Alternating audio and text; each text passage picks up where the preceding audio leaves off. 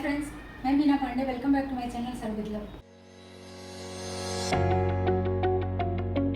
तो लीजिए, इसी पे थोड़ा सा मैं धनिया पत्ती डाल दी हूँ। आपके पास है तो डालिए, नहीं है तो कोई बात नहीं। तो छोले के लिए ये सफ़ेद वाला जो चना होता है ना, ये तो सभी को पसंद है और खाने में भी बहुत टेस्टी बनता है। ये भी बात सभी को पसंद है। तो ये छोले तो ठीक हैं, लेकिन छोले को मैंने भिगा दिया था, मतलब एक सफ़ेद वाले चने को मैंने भिगा दिया था और उसके बाद मैंने इसको पानी निकाल के फिर रख दिया। कपड़े में भी नहीं बांधा, ऐसे मैंने रख दिया था। इसमें देखिएंगे ना तो ये छोटे छोटे से स्प्राउट निकल रहे हैं। देखिए ना, ये छोटे छोटे से स्प्राउट हैं। किसी में थोड़े बड़े होंगे, नहीं तो छोटे ही हैं। ये देखिए, ये तोड़ दिया ना मैंने इस तरीके का। तो इस तरीके से अगर ये स्प्राउट करके आप छोले बनाएंगे ना तो बहुत टेस्टी बनता है। तो इसीलिए मैंने आज, वैसे छोले भटूरे का वीडियो मेरे चैनल पे डला हुआ है, लेकिन मैंने सोचा कि आज मैं स्प्राउट करके छोले, उसके बाद ये छोले बनाऊंगी। तो इसलिए मैं आपके साथ ये शेयर कर रही हूँ कि ये बहुत ही हेल्दी भी होता है। तो मैंने 1 कप छोले भिगा दिया था, 2 दिन पहले भिगाया था, तो मतलब कि 8 घंटे ये भीग गया था। पानी निकाल के इसका मैंने रख दिया था, ऐसे ही रख दिया था। तो इसमें छोटे छोटे से ये देखिए स्प्राउट आ गए हैं। तो बस ऐसे ही छोले हमें चाहिए, बहुत बड़े भी स्प्राउट नहीं होने चाहिए, बस ऐसे ही हमें चाहिए, हल्के हल्के से स्प्राउट रहें। तो इसी में मैं अभी पानी डाल, तो पानी कितना डालना है, जैसे कि छोले जितना है ना, छोले के ऊपर तक पानी होना चाहिए। थोड़ा सा देखिए, इतना मतलब कि छोले के ऊपर तक पानी है।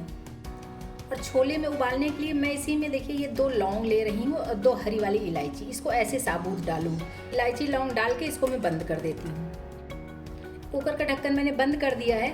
इसको मैं गैस पे चढ़ा देती हूँ, 1 सीटी आ जाएगी। उसके बाद मैं इसको बिल्कुल स्लो गैस पे 7 से 10 मिनट तक पकाऊंगी, क्योंकि छोले भी एकदम मैशी होना चाहिए, उतना छोले पका हुआ होना चाहिए।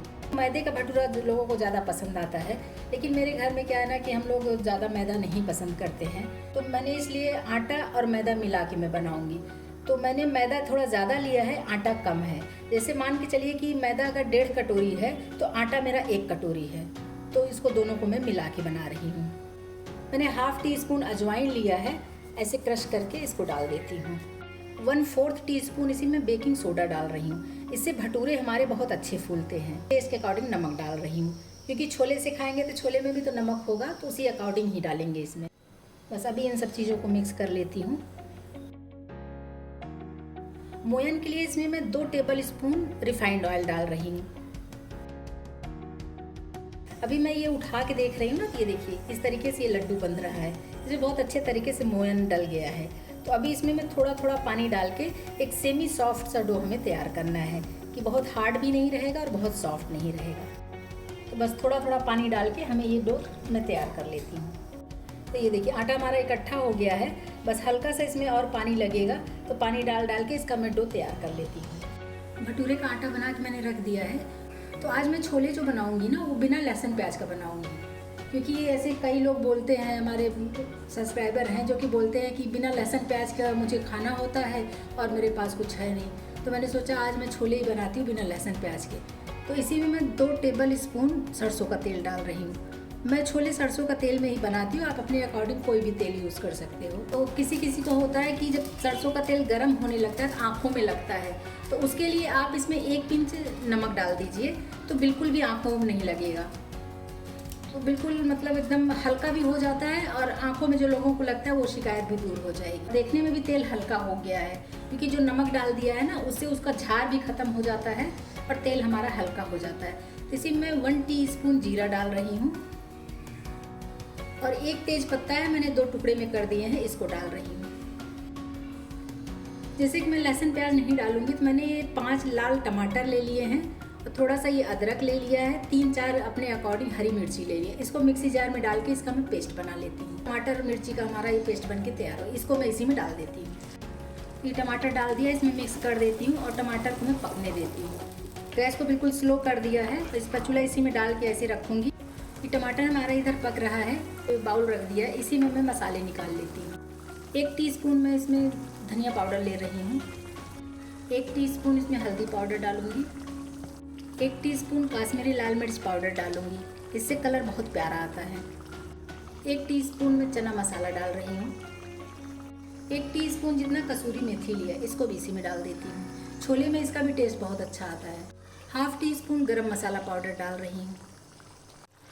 टमाटर हमारा देखिए पक के आधा हो गया है, काफ़ी गाढ़ा हो गया है। इसी स्टेज पे मैं मसाले मिलाऊंगी। जो मसाले मिक्स कर लिया है ना, तो बस इसी पे डालूंगी। मसाले हमारे ड्राई हैं और टमाटर जो लिक्विड है ना, तो मसाले भी हमें गीले नहीं करने की ज़रूरत पड़ेगी। इसी टमाटर में ही ये देखिए इस तरीके से ये गीला हो गया और बस टमाटर के साथ में ही पक जाएगा।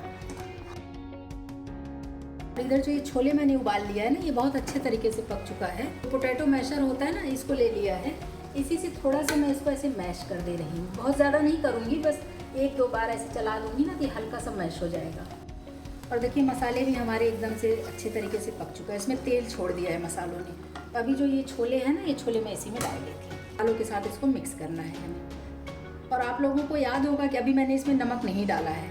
मुझे भी याद है, तो मैं तो आप लोगों को याद दिला रही हूँ कि अभी इसमें नमक नहीं डाला है मैंने। भटूरे के लिए आटा बनाया है ना, उसमें भी मैंने नमक डाला है, तो इसलिए मुझे ये टेस्ट के अकॉर्डिंग ही नमक डालना है। बहुत ज़्यादा नमक नहीं चाहिए।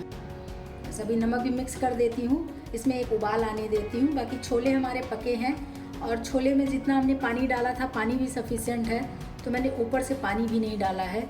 अगर आप लोगों को ऊपर से पानी डालना है तो पानी उबाल के डालिए, कच्चा पानी बिल्कुल मत डालिए, नहीं तो कच्चा पानी डालने से ना उसका टेस्ट बिगड़ जाता है। सिर्फ छोले ही नहीं, कोई भी चीज़ बना रहे हैं तो अगर जैसे हम कोई चीज़ कुक कर रहे हैं तो उसमें अगर गर्म पानी हम डालेंगे तो उसका टेस्ट बरकरार रहता है।